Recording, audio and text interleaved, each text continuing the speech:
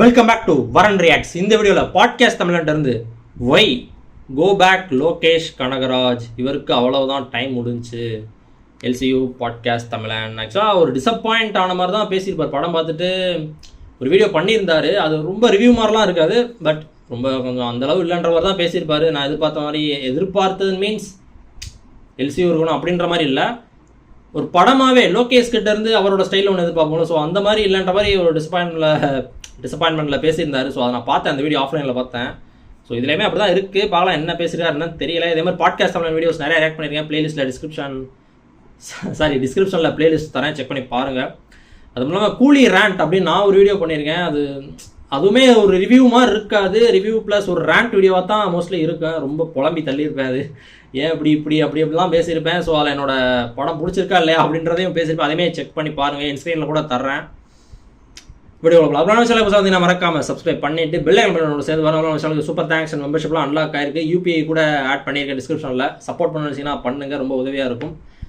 Y go back Lokesh Kanagaraj வீடியோக்குள்ள போகலாம்.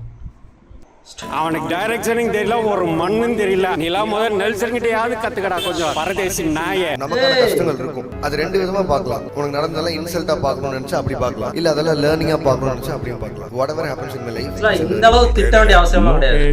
கனகராஜ்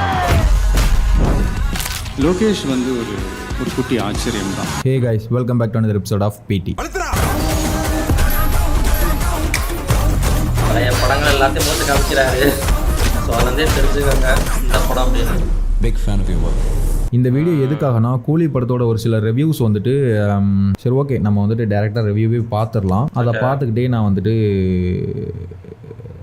பார்க்கலாமே. ஃபர்ஸ்ட் நம்ம பார்க்கலாம். ரஜினிகாக மட்டும்தான் படம், மற்றபடி டைரக்டர்லாம் நத்திங். கமல் ரசிகன்னு சொல்லி விக்ரமே புதகளில் புதைச்சவன் அவன். இந்த மாதிரி ஒருத்தர் வந்துட்டு கூலி படத்துக்கு ரிவ்யூ பண்ணியிருக்கிறாரு. பட் இந்த ஒரு பர்டிகுலர் ரிவ்யூவை எதுக்கு நான் அதை எடுத்து வச்சு நான் எதுக்கு பேசணும் அப்படின்னு கேட்டிங்கன்னா, அவர் வீடியோ போக போக அவர் பேசுகிற வார்த்தைகள்லாம் கேட்டிங்கன்னா உங்களுக்கே புரியும். ஃபர்ஸ்ட் இந்த ஒரு விஷயம் சொல்கிறாருல்ல, ரஜினி சாருக்காக மட்டும்தான் படம், லோகேஷ் எல்லாம் சும்மா ஒன்று வெத்து. ரஜினிகாக மட்டும்தான் படம், மற்றபடி டைரக்டர்லாம் நத்திங். தென் விக்ரம் படத்தையே கமல் ரசிகன் சொல்லி குழிக்குள்ள போட்டு புதைச்சவன் ஒன்று சொல்கிறாரு. கமல் ரசிகன்னு சொல்லி விக்ரமே புதகளில் புதைச்சவன் அவன். ஒரு சொன்ன பாயிண்ட் கூட நம்ம ஏத்துக்கலாம்னு வச்சுக்கோங்களேன். அதுவே ஏத்துக்கிட முடியாது. இப்போ 100% ஆடியன்ஸ்ல ஒரு 90% ரஜினி சாருக்காக படத்துக்கு வந்திருந்தாலும் அட்லீஸ்ட் ஒரு 10% பேராவது லோகேஷ்காக வந்திருக்க மாட்டாங்களா? அட்லீஸ்ட் ஒரு தியேட்டருக்கு 10 பேராவது வந்திருக்க மாட்டாங்களா? அண்ட் தென் அதுக்கப்புறமா கமல் ஃபேன்னு சொல்லிட்டு விக்ரம குழியில தூக்கி புதைச்சிட்டாரு லோகேஷ் அப்படிங்கிற மாதிரி அவர் சொல்றாரு. ஸோ இதுலயே நமக்கு தெளிவா தெரிஞ்சிருக்கும் அவர் ஏதோ ஒரு இதுல பேசுறாரு. விக்ரமே புதகளில் புதைச்சவன் அவன். இப்போ விக்ரம் படம் இப்போ உள்ள ஜெனரேஷனுக்கு, இப்போ உள்ள ஆடியன்ஸுக்கு கமல் சாரை எடுத்துட்டு போய் நிறுத்தின படம். கமல் அப்படிங்கிற ஒருத்தவரை இப்போ உள்ள ஜெனரேஷனுக்கு தூக்கி நிறுத்தின படம் விக்ரம். அந்த படம் கொடுத்த இம்பாக்ட்ஸ்லாம் என்னன்னு உங்களுக்கே தெரியும். அதை நான் தனியாக சொல்லணும்னு அவசியம் இல்லை. அவ்வளோ சூப்பரான பரபரப்பான ஒரு ஸ்கிரீன் பிளே, அவ்வளோ தெளிவான ஒரு டைரக்ஷன். எனக்கு தெரிஞ்சு நான் ஒரு தப்பான ரிவ்யூ கூட பார்க்கல விக்ரம் படத்துக்கு. படம் போர் அடிக்குது, சுமாரா இருக்குன்னு ஒருத்தர் கூட நான் சொல்லி இதுவரை நான் கேட்கல. அதாவது விக்ரம் படம் பிடிக்காம போறவங்க ரொம்ப ரொம்ப கம்மிங்கிறத சொல்ல வரேன். அப்படிப்பட்ட ஒரு படத்தை, எல்லாருக்கும் பிடிக்கிற மாதிரியான ஒரு படத்தை, கமல் சாரே பெருமைப்படக்கூடிய மாதிரியான ஒரு படத்தை ஒரு ஃபேன் பாயா அவருக்கு கொடுத்திருக்கிறாரு. புஷ்பா வந்துச்சு, கேஜிஎஃப் வந்துச்சு, ஆர்ஆர் வந்துச்சு அப்படின்னு தமிழ் ஆடியன்ஸ் கொஞ்சம் டல்லா இருந்தாங்க. வேற லெவல் போய் பெருமையா பேசலாம். கேஜிஎஃப் ஈக்குவலா இருந்துச்சு படம். கமல் சாருக்கு இதுக்கு மேல என்ன ட்ரிபியூட் வேணும்? அலாம் லோக்கி பாய் அவ்வளவுதான். யாரா நீ? எங்கேயா இருந்த இவ்வளவு நாளா? உன்ன மாதிரி ஒருத்தனை தாயா நான் தேடிட்டு படத்தை பத்தி தான் இவர் இப்படி சொல்றாரு. கமல் சார குழிக்குள்ள இறக்குன படம் அப்படிங்கிற மாதிரி சொல்றாரு அவரு. இதெல்லாம் அவனுக்கு டைரக்ஷனும் தெரியல, ஒரு மண்ணும் தெரியல. இந்த வார்த்தை தான் நம்மளை வந்துட்டு பயங்கரமா ட்ரிகர் பண்ணுதுன்னு சொல்லலாம். டைரக்ஷனும் தெரியல, ஒரு மண்ணும் தெரியலனா அது எப்படி? அதாவது இவருடைய பார்வையில டைரக்ஷன்னா என்னன்னு நினைக்கிறாரு இவரு? ஒரு பெர்ஃபெக்டான ஒரு ஃபிலிம் எப்படி எடுக்கணும்னு இவர் நினைக்கிறாருன்னு தெரியல. என்ன எண்ணத்துல ஒரு படம் சுமாரா எடுத்ததுக்காக ஒருத்தர் டைரக்ஷனும் தெரியல, ஒரு மண்ணும் தெரியலன்னு இவர் சொல்றாருங்கிறது புரியல. இப்ப தலைவர் தான் படம் ஃபுல்லா, தலைவருக்காண்டி தான் படம், மற்றபடி லோகேஷ்லாம் ஒரு மண்ணும் இல்லை அப்படின்னு இவர் சொல்றாருல்ல. அந்த தலைவரே இவருடைய டைரக்ஷன்ல இம்ப்ரெஸ் ஆகி தான் அவரை அப்ரோச் பண்ணி இந்த படம் பண்ண வச்சிருக்காரு. யார் டைரக்டர் சொன்னா லோகேஷ் கனகராஜ். நான் படம் பார்த்தேன், கைதியே கால் ஃபோன் பண்ணிருக்காரு. பண்ணேன். மற்றவங்க யாரும் முந்துக்கிறதுக்கு முன்னாடி நீங்கள் வாங்க, எனக்கு ஏதாவது சப்ஜெக்ட் வச்சிருக்கீங்களான்னு கேட்டேன். சார் உங்களுக்கு ஏதாவது சப்ஜெக்டாக நான் வச்சிருக்கேன் சார், நான் சொல்கிறேன் சார். ஆக்சுவலி இந்த படம் லோகேஷோட லிஸ்ட்லயே இல்ல. எல்லா ஸ்டார் கூட ஒர்க் பண்ண ஆசைப்பட்டாரு. ஸோ சூப்பர் ஸ்டார் அப்ரோச் பண்ணும்போது அவருக்காக ஒரு படம் பண்ணியிருக்கிறார். இந்த மாதிரி ஒரு டைரக்டரோட டைரக்ஷன்ல நான் நடிக்கணும் அப்படின்னு ரஜினி சார் ஆசைப்பட்டு நடிச்ச படம் கூலி. Most successful commercial director Lokesh Kanagaraj. மற்றவங்க யாரும் முந்துக்கிறதுக்கு முன்னாடி நீங்கள் வாங்க, எனக்கு ஏதாவது சப்ஜெக்ட் வச்சிருக்கீங்களான்னு கேட்டேன். ஸோ ரஜினி சாரே இம்ப்ரெஸ் ஆன ஒரு டைரக்ஷனை பார்த்து தான் ரஜினி சாரோட ரசிகரான இவர் டைரக்ஷனும் தெரில, ஒரு மண்ணும் தெரிலன்னு சொல்றாரு. ரஜினிக்காக மட்டும்தான் படம், மற்றபடி படம்லாம் வந்து அவ்வளோதான். டே லோகி, உனக்குலாம் 5 லட்சம் கூட சம்பளமே இல்லைடா, ஆனால் 50 கோடின்றது தண்டடா டே. அதாவது ஒரு டைரக்டர் வெறும் 5 படம் மட்டுமே பண்ண ஒரு டைரக்டர் தன்னோட 6வது படத்துல 50 கோடி வரையும் சம்பளம் வாங்குறாரு அப்படின்னா, அதாவது தமிழ் இண்டஸ்ட்ரியில இருக்கக்கூடிய பெரிய பெரிய ஆக்டர்ஸ்க்கு ஈக்குவலான சம்பளம் ஒரு டைரக்டர் வாங்குறாரு, அதுவும் வெறும் 5 படத்திலேயே. அப்படின்னா அவருடைய டேலண்ட்டை எவ்வளோ தூரம் அந்த வெறும் 5 படங்களே அவர் காட்டியிருந்திருக்கணும். அவர் எந்த அளவுக்கு ப்ரொடியூசர்ஸை இம்ப்ரெஸ் பண்ணியிருந்திருக்கணும், எந்த அளவுக்கு ஆடியன்ஸ் இம்ப்ரெஸ் பண்ணியிருந்திருக்கணும், எந்த அளவுக்கு ஆக்டர்ஸ் அண்ட் ஃபியூச்சர் டைரக்டர்ஸை இம்ப்ரெஸ் பண்ணியிருந்திருக்கணும். லோக்கியோட டைரக்ஷன் தான் அல்டிமேட் டைரக்ஷன். 4th ஃபிலிம்ல இவ்வளோ ஒரு பிளானிங், இவ்வளோ ஒரு எக்ஸிகியூஷன், இவ்வளோ பெரிய ஸ்டார்ஸ் ஹேண்டில் பண்றது, கதையில இருக்கிற அந்த கிளாரிட்டி. எல்லாருமே பெரிய ஆள் இல்லையா, லோகேஷ் பயங்கரமா ஹேண்டில் பண்ணிருக்க எல்லாருமே. யங் டைரக்டர்ஸ் வந்து லோகேஷ் கனகராஜை பார்த்து ஒரு பெரிய மாஸ்டர் பண்ணிருப்பார். பட் அது 50-50ன்ற மாதிரி அவரும் சொல்லிருப்பாரு. அப்பதான் ஃபீல் ஆயிருக்கும். ஸ்டார் மூவி பக்கா லோகேஷ் ஸ்டைல்ல இருந்து தமிழ்நாட்டுல சவுத் இந்தியாவிலேயும் பாத்தீங்கன்னா அதிக சம்பளம் வாங்குற இயக்குனரா அவர் வந்துட்டார். 50 கோடி 60 கோடி கொடுக்குற அளவுக்கு அவருடைய ரேஞ்ச் ஏறிடுச்சு. யாராவது சும்மா 50 கோடி அப்படி தூக்கி கொடுப்பாங்களா? அந்த 50 கோடியை வச்சு ஒரு 4-5 படம் கூட சூப்பர் ஹிட்டான ஒரு படம் கூட எடுத்துடலாம். அப்படிப்பட்ட அவ்வளவு பெரிய அமௌண்ட் ஒரு டைரக்டருக்கு சம்பளமா கொடுக்குறாங்கன்னா அவர் அதுக்கு முன்னாடி உள்ள படங்களை எவ்வளவு உழைச்சிருக்கணும். இப்ப பதிலுக்கு ஏதாவது ஏடிக்க போடியே பேசணும்னு தோணுது. ஆனா அவருக்கும் நமக்கு வித்தியாசம் இல்லாம போயிரும்ல. ஒருத்தவரை எதுக்கு இப்படி திட்டணும்? அதாவது அவருக்கு ஒரு உதாரணம் சொல்றேன் பாருங்களேன். ஒரு இன்டர்வியூல இப்ப நீங்க அடுத்து கைதி 2 பண்ண போறீங்க. அதாவது கமல் அண்ட் விஜய் அண்ட் ரஜினி இந்த மாதிரி உச்சத்தில் இருக்கக்கூடிய நடிகர்களை வச்சு டைரக்ஷன் பண்ணதுக்கு அப்புறமா ரொம்ப கீழே இருக்கக்கூடிய ஒரு நடிகரான கார்த்தியை வச்சு டைரக்ட் பண்ணும் போது ஃபீல் பண்றீங்க? லைக் அந்த மாதிரி ஒரு क्वेश्चन பண்ணுவாரு. அதுக்கு அவர் என்ன ஆன்சர் பண்ணிருப்பாருன்னு நீங்களே பாருங்க. விஜய், கமல், ரஜினி அப்படின்னு அந்த உச்ச நட்சத்திரங்களை இயக்கிட்டு மீண்டும் இவங்களுடைய நட்சத்திர அந்தஸ்தை நம்ம கம்பேர் பண்ணும்போது கார்த்திங்கிறது ஒரு அடுத்த நிலை ஹீரோ தான். அதுல ஏதாவது உங்களுக்கு சஞ்சலம்லாம் எதுவும் இல்லையா? சரி, எனக்கு பொறுத்தளவுக்கு ஏன்னா நம்ம எந்த நடிகரோட சேர்றோங்கிறத வச்சு தான் நம்மளுடைய ஸ்தானமும் வந்து ஒருபடி மேலே போகும். சார், எனக்கு வந்து அதில் ஒரு சின்ன உடன்பாடு என்னென்னா சார், என்னை ரொம்ப நம்பி சாலிடாக என்னோட முயற்சிக்கு முதல்ல கை கொடுத்தது வந்து பெரிய ஸ்கேலில் கொடுத்தது வந்து காட்சி சார் தான் சார். ஸோ என் மனசு பொறுத்தளவுக்கு என்னோட பெரிய ஹீரோ வந்து காட்சி சார் தான் சார். அவர் நம்பினதுக்கு அப்புறம் தான் மற்ற எல்லாமே நடந்தது சார். அதாவது இப்படி இருக்கக்கூடிய ஒரு டிரெக்டர் வந்துட்டு, அதாவது டிரெக்டர் கூட விடுங்க, ஆக்சுவலா அந்த ஆங்கர் கேட்கக்கூடிய கேள்வி ஒரு ஓகேவான கேள்வி தான். இவ்வளவு பெரிய ஆட்களை வச்சு பண்ணிட்டீங்க, ஆரம்ப காலத்துல அவரை வச்சு பண்ணீங்க, இப்போ இவ்வளவு பெரிய ஆட்களை வச்சு டிரெக்டர் திரும்ப அந்த சின்ன நடிகரோட அப்படிங்கிற மாதிரி ஒரு கொஸ்டின் பண்றாரு. அது ஒரு கேட்கக்கூடிய ஒரு கொஸ்டின் தான். அதுக்கு அவர் எவ்வளோ ஒரு அழகான ஒரு ஆன்சர் அது. ஆக்சுவலி எவ்வளோ ஒரு சூப்பரான ஒரு பக்குவமான ஆன்சர் அது. அந்த ஆன்சர் மூலமா லோக்கி வந்துட்டு பயங்கரமா இம்ப்ரெஸ் பண்ணிட்டாருன்னு சொல்லலாம். ஸோ என் மனசு பொறுத்தளவுக்கு என்னோட பெரிய ஹீரோ வந்து கார்த்தி சார் தான் சார். அவர் நம்பினதுக்கு அப்புறம் தான் மற்ற எல்லாமே நடந்தது. சொல்ல போனா கார்த்தி தான் உண்மையாலே பெரிய நடிகர் தான். அவர் சொன்னது வந்துட்டு கரெக்ட் தான். ஏன்னா கைதி படத்தை முழுக்க லோகேஷ வந்துட்டு எடுக்க வச்சிருப்பாரு கார்த்தி சார். எனக்கு ஒரு பாட்டு வைக்கணும், அந்த மாதிரி ஒரு சீன் வைக்கணும், இந்த மாதிரி ஒரு மாஸ் வைக்கணும், அந்த மாதிரிலாம் எதுவுமே இல்லாம உன்னுடைய கதையை நீ பண்ணுப்பா அப்படின்னு அவர் ஸ்பேஸ் கொடுத்திருப்பாரு. அவர் கொடுத்த அந்த ஒரு ஸ்பேஸ் தான் இப்போ லோகேஷை இவ்வளோ பெரிய இடத்துல வச்சிருக்கு. ஸோ சொன்னாலும் சொல்லலனாலும் கார்த்தி சார் பெரிய ரொம்ப ரொம்ப பிடிக்கும் லோகேஷ் ஃபிலிம்ஸ்ல.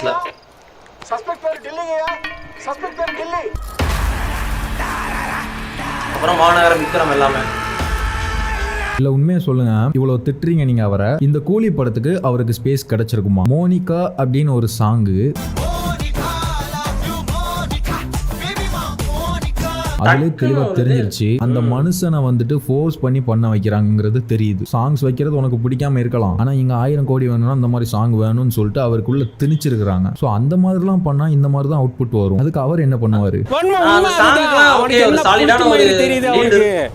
ஆமா ஒரு இளவும் தெரியல அவனுக்கு. நான் சாங் ஓகே ஒரு லீட் இருக்கும் கண்டிப்பா நான் நினைச்சேன். வேற எதுவும் கிடையாது. பாஜா அந்த காலத்துல எப்படி ரஜினிகிட்ட சில படம் அந்த மாதிரி இது ரஜினிக்கு மட்டும்தான். மற்றபடி டைரக்ஷன்லாம் ஒன்றுமே கிடையாது. ஸ்க்ரீன் பிளே இல்லை. 10 பாஜாண்டு வேற சொல்லிட்டாரு. ஒரு பாஷாவே எடுக்க வக்கில்ல இவனுக்குலாம் வந்து. இப்போ 10 பாஷான்னு வந்து ப்ரொமோஷன் பண்ணாங்க. 1 கூலி equal to 100 Basha's. Remember 100 Basha's. Okay, but 10 பாஷா அளவுக்கு படம் இல்லை. ஓகே, அதை ஏற்றுக்கலாம்னு வச்சுக்கோங்களேன். பட் ஒரு பாஷா கூட எடுக்க வக்கில்ல அப்படின்னு ஒரு வார்த்தை இருக்குல்ல, அது நான் சொல்கிறேன். நம்ம அவர் பேசுகிறத வந்துட்டு கண்டினியூ பண்ணலாம். 10 பாஜாண்டு வேற சொல்லிட்டாரு. ஒரு பாஜாவே எடுக்க வக்கில்ல இவனுக்குலாம் வந்து. லோகி 10 பாஜாவா கருமண்டா டே. நீலாம் முதல் நெல்சன் கிட்டையாவது கத்துக்கடா கொஞ்சம் டைரக்ஷன். நெல்சன் கிட்டையாவது கத்துக்கோங்கிற அந்த வார்த்தை அவர் வந்துட்டு ஜெயிலர் தான் மீன் பண்றாரு தெரியுது. ஜெயிலர் நல்ல படம் தான், சூப்பரான படம். ரஜினி சாரோட ஃபேன்ஸுக்கு ஒரு ட்ரீட்டான படம் அண்ட் நல்ல என்டர்டெய்னிங்கான ஒரு படம், சூப்பரான படம். அதுல நான் குறை சொல்லவே இல்லை. இப்போ ஒரு நெல்சன் கிட்டையாவது கத்துக்கோ அப்படின்னு அந்த வார்த்தை சொன்னதால சொல்றேன். எல்லாருக்குமே தெரியும் ஜெயிலரோட லைன்ஸ்லாம் வந்துட்டு, ஜெயிலரோட லேயர்ஸ்லாம் வந்துட்டு எந்த அளவுக்கு விக்ரமோட மேட்ச் ஆகும் அப்படின்னு சொல்லிட்டு. நீங்க ஒரு ரிட்டையர்டு ஏஜென்ட் சார், நீங்க ஒரு ரிட்டையர்ட் ஜெயிலர் சார். உங்க பையன் ஒரு போலீஸ் ஆபீசர். அவரு போதைப் பொருள் கடத்தல் கும்பல பிடிக்க போறாரு. அவரு சில கடத்தல் பண்ற கும்பல பிடிக்க போறாரு. உங்க பையனை வில்லன் குரூப் போட்டு தள்ளிடுறாங்க. உங்களுக்கு ஒரு அழகான மருமக. உங்க பையனை கொன்ன கும்பல பழிவாங்க நினைக்கிறீங்க சார். அதுக்காக உங்க போலீஸ் ஃப்ரெண்ட்ஸோட ஹெல்ப்பை கேக்குறீங்க சார். அதுக்காக உங்க டான் ஃப்ரெண்ட்ஸோட ஹெல்ப்பை கேக்குறீங்க சார். வில்லன் குரூப் 80 சாங்ஸா கேக்குறாங்க சார். வில்லன் குரூப் 90 சாங்ஸா கேக்குறாங்க சார். Music Anirudh sir. இந்த படம் உங்களுக்கு கம்பேக் மூவியா இருக்கும் சார். 500 கோடி கலெக்ஷன் சார். 1000 கோடி கலெக்ஷன் சார். இவர் தான் இதே வாயோட தான் கொஞ்ச நேரத்துக்கு முன்னாடி விக்ரம் வந்துட்டு குப்பை படம் அப்படிங்கிற மாதிரி சொன்னாரு. கமல் ரசிகன் சொல்லி விக்ரமே பதகளில புதைச்சவன். ஆல்மோஸ்ட் அப்படி தூரமா வச்சு பார்க்கும்போது ரெண்டும் ஒரே மாதிரி தான் தெரியும். அப்படிதான் இருந்துச்சு அது ஆக்சுவலா. அதாவது நான் இப்ப என்ன மீன் பண்றேன்னா தப்பா புரிஞ்சுக்கிடாதீங்க. நெல்சன் வந்துட்டு லோகேஷை பார்த்துட்டு காப்பி பண்ணாரு நான் சொல்ல வரல. அது அவங்களுக்குள்ள நடக்கிறத நான் அந்த டாபிக் போல. இப்ப இவர் சொல்றாருல, அதாவது ஒரு ஆடியன்ஸா, இப்ப அவரும் ஒரு ஆடியன்ஸ், நம்மளும் ஒரு ஆடியன்ஸ். இப்ப நம்மளோட வியூவில் பார்க்கும்போது விக்ரமுக்கு அப்புறம் தான் ஜெயிலர் வந்தது. ஏன் நெல்சன் சார் விக்ரமை பார்த்து அதுல லைட்டா இம்ப்ரெஸ் ஆகி இன்ஸ்பயர் ஆகி அங்க இருந்து ஒரு பேரன் தாத்தா மகன் இறந்துட்டான் இப்படிங்கிற மாதிரி எடுத்துட்டு போயிருந்திருக்க கூடாது. அங்க இருந்து அவருக்கு ஐடியா ஜென்ரேட் ஆயிருந்திருக்க கூடாதுலாம். நான் அதை மீன் பண்றேன். ஏன் அப்படி இருந்திருக்க கூடாதுங்கிறத நான் மீன் பண்றேன். அப்படிதான் இருக்குன்னு நான் சொல்ல வரல. ஸோ வந்துட்டு அந்த ஒரு இது வந்துட்டு இதுல இருக்குது இல்ல, விக்ரமோட டச் வந்துட்டு ஜெயிலர்ல இருக்குது இல்ல, அதாவது லோகேஷோட டச் வந்துட்டு நெல்சன்ஸ் கிட்ட இருக்குது. ஸோ அப்படின்னா எப்படி நெல்சன் கிட்ட அவர் கத்துக்கணும்னா எப்படி? அவர் ஒரு மாதிரியான டைரக்டர், இவர் ஒரு மாதிரியான டைரக்டர். சொல்ல போனா நெல்சனோட ஸ்டைலை விட லோகேஷோட ஸ்டைல் தான் நிறைய பேருக்கு பிடிச்சிருக்குது. அதனாலதான் ஒரு டைரக்டருக்கு இவ்வளவு ஃபேன்ஸ் வந்துட்டு இருக்கிறாங்க. ஜெயிலர் நல்லதா இருந்தது. ஜெயிலருக்கு 10% கூட இந்த படம் கிடையாது. 10% கூட இல்லை, ஒன்லி ரஜினி மட்டும்தான். விக்ரம் என்ன நல்லா இருந்துச்சு. பழைய விக்ரம்ல 10% கூட இந்த விக்ரம் இல்ல. கமல் ரசிகன் சொல்லியிருந்தாங்க ஜெயிலர் மாதிரி எடுத்திருக்கணும், பேட்டை மாதிரி எடுத்திருக்கணும். இப்போ வந்துட்டு டைரக்டரை கம்பேர் பண்ணாரு. அதுக்கப்புறம் இப்போ வந்துட்டு மூவிஸை கம்பேர் பண்றாரு. இப்போ ஜெயிலர் மாதிரி எடுத்திருக்கணும். அதாவது விக்ரம் படத்தை அவர் சொல்றாரு ஒரு ஃபேன் பாய் சம்பவம்னா ஒன்னு ஜெயிலர் மாதிரி இருக்கணும் இல்ல பேட்டை மாதிரி இருக்கணும் அப்படிங்கிற மாதிரி அவர் சொல்றாரு. அதாவது இப்போ தமிழ் சினிமால வந்துட்டு ஒரு படம்னா ஒரு இது ஒன்று இருக்குது. அதாவது ஒரு டெம்ப்ளேட்டை ஃபாலோ பண்ணி தான் ரொம்ப வருஷமா தமிழ் சினிமா டிராவல் ஆகிட்டு இருக்குது. ஒரு இன்ட்ரோ இருக்கணும், இன்ட்ரோல ஒரு சாங் இருக்கணும், அதுக்கப்புறம் இந்த மாதிரி ஒரு சாங் இருக்கணும், அண்ட் இங்க ஒரு ஃபைட் இருக்கணும் கம்பல்சரியா, அண்ட் இன்டர்வல் போர்ஷன் இப்படி இருக்கணும், அண்ட் கிளைமேக்ஸ் இந்த மாதிரி தான் முடியணும், அப்படி இப்படிங்கிற மாதிரி இதெல்லாம் இருக்கணும், இந்த மாதிரி ஹீரோயின் இருக்கணும், இந்த மாதிரி சாங் இருக்கணும், அப்படி இப்படிங்கிற மாதிரி ஒரு டெம்ப்ளேட்டை வந்துட்டு வச்சு தான் படமே போய்கிட்டு இருந்தது இவ்வளவு நாள் தமிழ் சினிமாவில். அந்த ஒரு டெம்ப்ளேட்டை உடைச்சவர் லோகேஷ். கைதி அப்படிங்கிற ஒரு படம் மூலமா சாங்ஸ் வந்து நம்ம என்டர்டெயின் பண்ணல அப்படின்னாலும் என்கேஜிங்கா ஒரு படத்துல 2 மணி நேரம் டிராவல் பண்ண முடியும்னு காட்டின படம். அண்ட் ஹீரோக்கு மாசான பில்டப்போ மாசான டைலாகோ ஹீரோவை பத்தி ஒருத்தர் பில்டப் பண்ற மாதிரியோ ஹீரோவை பத்தி தெரியாமலே இருந்தாலும் அந்த ஹீரோவை பார்த்து கூஸ்பம்ஸ் ஆக வச்சவர் லோகேஷ். சொல்லவே வேணாம், லோகேஷ் சார் வந்து அவர் ஒரு ட்ரெண்ட் செட்டர். மோஸ்ட் டிமாண்ட் இருக்கிற டைரக்டர் நம்ம கூட நிற்கிறவர். தமிழ் சினிமா இண்டஸ்ட்ரியை வந்து லோகேஷ் கனகராஜ் வந்து is taking to the next level. Lokesh is one of the most promising directors, the most successful and promising director. அதாவது எனக்கு தெரிஞ்சு லோகேஷ் அப்படின்றது ஒரு பிராண்ட் ஆயிட்டாரு. நான் இப்போ ஒரு சில படத்தையெல்லாம் கம்பேர் பண்ணதால சொல்றேன். கைதி படத்துல அவர் வந்துட்டு ரெட்ரோ சாங் வந்துட்டு யூஸ் பண்ணியிருப்பாரு. அது எந்த அளவு ஹிட்டுன்னு நம்ம எல்லாருக்குமே தெரியும். ஸோ அதுக்கடுத்து வரக்கூடிய எல்லா படங்களும் அந்த ஒரு ஃபார்முலாவை பேஸ் பண்ணி போச்சா இல்லையா? குட் பேட் அக்லி எடுத்துக்கலாம், மார்க் ஆண்டனி எடுத்துக்கலாம், ஏன் ஜெயிலர் ஆல்சோ அவர் சொல்ற மாதிரி இந்த ஜெயிலர் ஆல்சோ ரெட்ரோ சாங்கை யூஸ் பண்ணியிருப்பாங்க. ஸோ அப்படிப்பட்ட ஒரு ட்ரெண்ட் செட்டர் வந்துட்டு லோகேஷ். அதை ஒரு கமல் ரசிகன் டைரக்ஷனுக்கு அழகு. விக்ரம் என்ன எடுத்தான் அவன்? பழைய விக்ரமுக்கு 10% ஆமா, அது வேற கதை. சும்மா ஓட்டி சீன் போட்டானுங்க, மற்றபடி அதெல்லாம் படமே கிடையாது. ஆமாம், பழைய விக்ரம் பார்த்தவங்களும் பழைய பாட்சா பார்த்தவங்களும்லாம் இதெல்லாம் வந்து ஒரு டைரக்ஷன், ஒரு படம் ரஜினிக்கு மட்டும்தான் படம், தடி ஒன்றுமே கிடையாது. நல்லா வந்து அவன் ஆளு ஸ்ருதிஹாசனை வச்சு ஃபுல்லாக ஓட்டிட்டான் படம் ஃபுல்லாக. அவளை வச்சு ஓட்டின அளவு கூட ரஜினியை வச்சு இவன் ஓட்டல. இப்போ இவர் வந்துட்டு விக்ரம் படத்தை வந்துட்டு குப்பையிலையும் குப்பை படம் அப்படிங்கிற மாதிரி அவர் சொல்றாரு. இதுக்கு நான் ரீப்ளை பண்ணணுமா என்னன்னு அவசியம் இல்லை. நீங்க வேணா கமெண்ட்ல விக்ரம் எப்படிப்பட்ட படங்கிறத வந்துட்டு சொல்லுங்க. அண்ட் இன்னொரு விஷயம் என்னன்னா, ரஜினி சாரை வந்துட்டு நல்லா காட்டலை அப்படிங்கிற மாதிரி சொல்றாரு. அதாவது நான் கேட்குறேன், பேட்டை நல்ல படம் தான், ஜெயிலர் நல்ல படம் தான், அதாவது அந்தந்த டேரக்டர்ஸோட ஸ்டைலு, அது அவங்களோட சம்பவம்னே சொல்லலாம். பட் ஆனால் இந்த படத்துல ஃபிளாஷ்பேக் போர்ஷன் அப்படின்னு சொல்லிட்டு ஒரு விஷயத்த வந்துட்டு லோகேஷ் வச்சிருப்பாரு. அதுல ரஜினி சாரை காட்டியிருப்பாரு. எந்த ஒரு டைரக்டர் இவ்வளோ நாள்ல ரஜினி சாரை இவ்வளோ பெர்ஃபெக்ட்டா டிஏஜிங் பண்ணி அந்த ஒரு பழைய ரஜினி சாரை வந்து நிறுத்தியிருக்காங்க? எந்த ஒரு டைரக்டருக்கு இவ்வளோ ரிஸ்க் எடுக்க தோணுச்சு? ஜெயிலர் படத்துல கூட நான் சொல்லியிருப்பேன், அந்த கண்ணாடியை போட்டு அப்படி இப்படி இப்படி மாதிரி கவர் பண்ணி காட்டினாங்க, ஒர்க் அவுட் ஆயிடுச்சு அப்படின்ட்டு. ஸோ இதுல எதுவுமே இல்லாம ராவா சூப்பரா ரொம்ப ரொம்ப ரொம்ப தத்ரூபமான ஒரு டிஏஜிங். நான் அந்த ரேங்க்லயே நான் சொல்லியிருப்பேன், எனக்கு பெர்ஃபெக்ட்டா விஎஃப்எக்ஸ் பண்ணல, ஏஐல பண்ண மாதிரி தான் இருக்குன்ற மாதிரி. பட் அந்த வாய்ஸ் கூட பழைய ரஜினி சாரோட வாய்ஸ் அப்படி இங்க வரணும், அப்படியே அவரை கொண்டு வந்து நிறுத்தணும். வாய்ஸ் கப்பல்ல போட்ட கவர்மெண்ட் போலீஸ் எல்லாம் முன்னோடியா இருக்கலாம், ஆனா அந்த துணி போட்ட போலிங்க ஏஆளுங்க பழைய படத்துல எப்படி இருக்கும் அப்படியே இருக்கும். ஃபில்டர்லாம் யூஸ் பண்ண மாதிரி நல்லா பண்ணிருக்காங்க.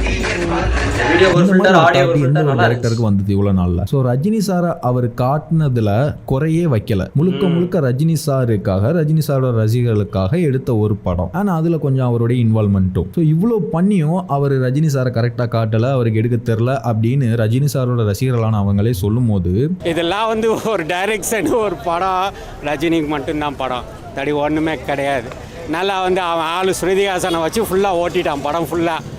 அவளை வச்சு ஓட்டின அளவு கூட ரஜினியை வச்சு இவன் ஓட்டல. ஓவராலாக சொல்ல போனால் இந்த மாதிரி ரிவ்யூஸ் வர்றதுலாம் ஓரளவுக்கு ஒரு வகையில் கரெக்டு தான். லோகேஷ் வந்துட்டு இதுக்கு வருத்தப்பட்டு தான் ஆகணும். ஏன்னா அவரோட ஸ்டைல்ல இருந்து அவர் வெளியில் வந்து இந்த ஸ்டார்ஸ்க்காக, ரசிகர்களுக்காகன்னு பண்ண ஒரு தாட் வந்தது பார்த்தீங்களா அவருக்கு. அந்த ஒரு தாட்டுக்காகவே இந்த மாதிரி விஷயங்களை எல்லாம் அவர் கேட்டு வருத்தப்படுறதுல தப்பே இல்லை. ஸோ அந்த வருத்தத்தை ஃபுல்லாக லோகேஷ் கண்டிப்பாக எடுத்துக்கணும், எடுத்துப்பாரு. அந்த கோபத்தெல்லாம் அவர் எங்கே காட்டணும் தெரியுமா? இன்னும் 1 இயர்ல ஒரு படம் ஒன்று வருது, கைதி 2 வருது. அந்த கோபத்தை ஃபுல்லாக அவர் அங்கே தான் காட்டணும். ஏன்னா கார்த்தி சார் நான் ஆல்ரெடி சொன்ன மாதிரி ஃப்ரீயா லோகேஷ் அவருடைய படத்தை எடுக்க போறாரு. ஜஸ்ட் இந்த மாதிரி இன்டர்வியூலாம் அவர் பார்த்து ட்ரிகர் ஆயிருந்தார் அப்படின்னா கைதி 2க்கு ஒரு ஓகேவான சூப்பரான ஒரு ஸ்கிரிப்ட் லைன்ல இப்போ இருக்கிறாருன்னு வச்சுக்கோங்க. இப்போ இதெல்லாம் பார்த்ததுக்கு அப்புறமா ஃபியூச்சர்ல பண்ணக்கூடிய படங்கள்ல இருந்து கொஞ்சம் அந்த யூனிவர்ஸ்ல இருக்கக்கூடிய அந்த டச் எல்லாம் கொஞ்சம் எடுத்து இதுல கொஞ்சம் எக்ஸ்ட்ராவா ஆட் பண்ணி விட்டுட்டாருன்னா எப்படிப்பட்ட ஒரு அவுட்புட் கிடைக்கும்னு பாருங்க. ஸோ ஒரு தரமான டைமிங், ஒரு தெளிவான டைமிங் யாருக்குமே கிடைக்காது. ஒரு கம்ஃபர்டான ஒரு ஆக்டரு, ஒரு கம்ஃபர்டான ஒரு பயங்கரமான ஒரு லைனப்ல இருக்கக்கூடிய ஒரு படம். ஸோ லோகேஷ் பெருசா ஒண்ணுமே பண்ண வேண்டாம், அவருக்கு தோன்றதா அவர் பண்ணா மட்டும் போதும். இந்த மாதிரி பேசுற எல்லாருக்குமே அவர் பதில் சொல்லிடலாம். எனக்கு லோகேஷை பிடிச்சது காரணமே அதாங்க. டெம்ப்ளேட்டை விட்டுட்டு தனியா துண்டா அவருக்கும் ஒன்று செட் பண்ணி பண்ணாரு சம்மல்ல. அதனால மட்டுமே தான் எனக்கு லோகேஷை பிடிச்சிருந்துச்சு. கூலி படம் வந்துட்டு தப்பா போனதுக்கு யாரு காரணம் நினைக்கிறீங்க? நான் வந்துட்டு ரஜினி சாரை வந்துட்டு சொல்லல, அண்ட் தென் நான் வந்துட்டு லோகேஷையுமே சொல்லல. எனக்கு தெரிஞ்சு கண்டிப்பா சன் பிக்சர்ஸ் தான் அதுக்கு காரணம். ஏன்னா ஜெயிலர் பெரிய ஹிட் கொடுத்துருச்சு அப்படிங்கிறதுக்காகவே லோகேஷ்ங்கிற ஒரு டைரக்டர் இருக்காரு, அவருக்காகவே ஒரு கூட்டம் ஒன்று இருக்கு அப்படிங்கிறதுக்காக அவரை எடுத்துட்டு வந்து வலுக்கட்டாயமா அவரை எடுத்துட்டு வந்து ஜெயிலர் மாதிரி ஒரு ஐட்டம் சாங் வேணும், அண்ட் கிளைமேக்ஸ்ல இந்த மாதிரி ஒரு கன்னட ஸ்டாரோட அப்படிங்கிற மாதிரி நிறைய உள்ள திணிச்சு அவரை ஃபோர்ஸ் பண்ணி ஒரு ப்ராஜெக்டை பண்ண வச்சு அவருடைய கெப்பாசிட்டியும் கம்மி பண்ணி 1000 கோடி வேணுங்கிற ஸ்டோரி சொன்ன உடனே அவர் சொன்னது லோகேஷ் சொன்னாங்க, கன்னடத்துல இருந்து படம் ஆயிட்டு பேன் இந்தியா போயிட்டு இருக்கு, தெலுங்குல வந்து பேன் இந்தியா போயிட்டு இருக்கு, நம்ம தமிழ்ல பேன் இந்தியா போகணுங்க. இந்த படத்துல நீங்க என்ன பண்றீங்களோ ஏது பண்றீங்களோ எனக்கு தெரியாது லோகேஷ், பேன் இந்தியா போகணும் அப்படின்னு சொன்னது படம் அவர் டிசைட் பண்ணது கரெக்ட் தான். ரஜினி சார் அப்ரோச் பண்ணதுக்கு அவர் ஓகே சொன்னது கரெக்ட் தான். பட் சன் பிக்சர்ஸ் கூட அந்த படத்தை பண்ணது பெரிய தப்பு. அவங்க போட்ட காசு எடுக்கணுங்கிறதுக்காக அவங்களோட இன்வால்வ்மெண்ட் இவ்வளோ விஷயங்கள் படத்துல இருக்கு. அதான் அந்த லோகேஷோட படம்ங்கிறது வந்துட்டு மிஸ் ஆயிருக்குங்கிறது மாதிரி எல்லாருக்குமே ஃபீல் ஆயிருக்கு. சன் பிக்சர்ஸோட படம்பா அவ்வளவுதான்ப்பா அப்படிங்கிற மாதிரி தான் தெரியுது. பாட்டே வைக்க விருப்பம் இல்லாத ஒரு டைரக்டர் ஃபர்ஸ்ட் ஹாஃப்லேயே அவர் 4-5 பாட்டு வந்திருக்கும்னு நினைக்கிறேன். அவ்வளோ தூரம் ஃபோர்ஸ் பண்ணப்பட்டிருக்காரு லோகேஷ். அப்போ பார்த்துக்கோங்க, லோக்கினா இனிமேலாவது எல்சியூ அப்படிங்கிற ஒரு பயங்கரமான விஷயம் உங்ககிட்ட இருக்கு. கைதி 2 அண்ட் ஏதாவது மேஜிக் நடந்தா Leo 2 and Rolex, Vikram 2, Amar, இந்த மாதிரி பயங்கரமான லைனப்ஸை வச்சுக்கிட்டு இந்த மாதிரி படம் பண்ண கூப்பிடுறாங்க, 1000 கோடிக்காக கூப்பிடுறாங்க, இதுக்காக கூப்பிடுறாங்க, அதுக்காக கூப்பிடுறாங்கன்னு சொல்லிட்டு தயவு செஞ்சு போகாது. நான் லோகேஷுக்கு சப்போர்ட் பண்ணி பேசுறேன் அப்படிங்கிற மாதிரி தோணுச்சுன்னா கண்டிப்பா கிடையாது. ஒரு மனுஷன் சக்சஸ் கொடுக்கும் போது எந்த அளவுக்கு அவருக்கு ஒரு இது இருந்ததோ அதை அவர் இறங்கும் போதும் கொஞ்சமாவது இருக்கணும்ல. இப்படி ஒட்டுமொத்தமாக போட்டு எல்லாருமே அடிச்சா இப்படி. அவர் ஒன்றும் மொக்கையான படம்லாம் ஒன்றும் எடுக்கல. கொஞ்சம் அவரோட ஸ்டாண்டர்டுக்கு சுமாரான படம் எடுத்தார். அதாவது அவரோட ஸ்டாண்டர்டுக்கு கொஞ்சம் சுமாரான படமா எடுத்தார். மற்றபடி அவர் வேற ஒன்றுமே பண்ணல. கைதி 2ங்கிற ஒரு பயங்கரமான ஒரு லைன்ல அவர் இருக்காருங்கிறத யாரும் மறந்துடாதீங்க. இன்னும் ஒரு வருஷம் அல்லது 1.5 வருஷம் இப்போ ட்ரோல் பண்ற எல்லாருமே அவரை தூக்கி பேசுவீங்க. கண்டிப்பா அது நடக்கும். உங்களுடைய ஒரு பயங்கரமான கம்பேக்கு என்னுடைய அட்வான்ஸ் வாழ்த்துக்கள். சரி, ஓகே, நெக்ஸ்ட் வீடியோல மீட் பண்ணலாம். Take care, bye bye. அவனுக்கு டைரக்ஷனும் தெரியல, ஒரு மண்ணும் தெரியல. நீலா முதல் நெரிசலாவது கத்துக்கா கொஞ்சம் பரதேசி நாயே. It's okay, we'll show them. We will show them all. Organ நான் பார்த்தது இல்ல, பட் ஆர்ட் ஸ்டைல் எனக்கு பிடிக்கும். கைதி அவரோட கிரவுண்டு ஒழுங்கா விளையாடிட்டாருன்னா அடிச்சு நவுத்திடுவாருங்க.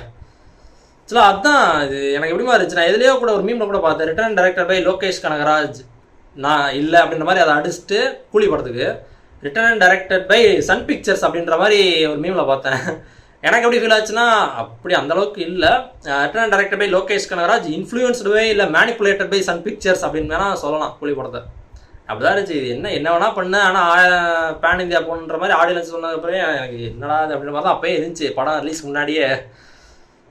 ஆனால் மோனிகா சாங், சிக்கிரி சாங் சுத்தமாக பிடிக்கல. மோனிகா சாங் வந்துட்டு அது ஒரு அதுக்காச்சும், ஏன்னா அது ஒரு டான்ஸ் வரக்கூடிய ஒரு சாங், அதனால சொல்கிறேன் நான். எனக்கு டான்ஸ் அந்த மாதிரி சாங் லோகேஷ் கிட்ட நான் எதிர்பார்க்க மாட்டேன். ஸோ அதனால சொல்கிறேன். அதுக்கு ஒரு லீடு இருக்கும் ப்ராப்பராக.